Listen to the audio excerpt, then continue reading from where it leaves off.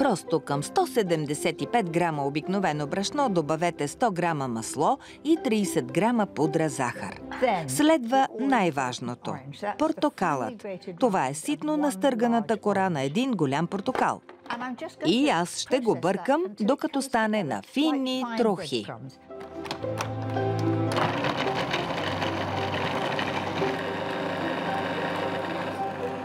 Само ни трябва още едно разбито яйце и тестото ще се събере.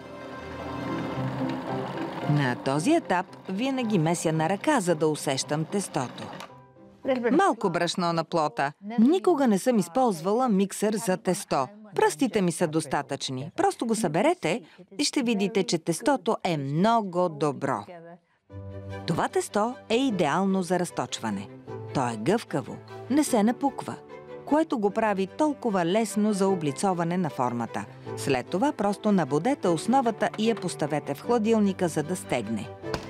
Необходими са около 20 минути във фурната по обичайния начин, докато блатът стане бледо-златист.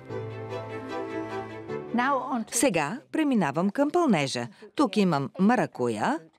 Ще прецедя, за да извадя семките. Ако искате, може да оставите и семките, но аз винаги ги изваждам и само изцеждам сока. Става хубаво, ярко-оранжево. Добавям 4 яйца, сока на един портокал, 150 мл сметана и 75 грама пудра захар. Разбърквам леко. Кремът от маракуя и портокал ухае чудесно. Това, което прави тази рецепта толкова проста, е, че не е необходимо да се сгъстява на котлона. Може да се изсипе направо в охладената форма и да се пече във фурната на 140 градуса с вентилатор. Ще готвя тарта, докато кремът се стегне. Когато го натисне и малко се клатушка, е моментът да го извадя. Да, леко се поклаща. Идеално. Оставете го да се охлади и да стегне, след което е готов за сервиране. Завършете, като леко поръсите с пудра захар.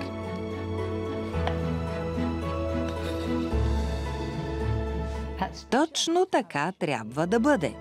Наистина се топи в устата. А комбинацията маракуя и портокал е сензация.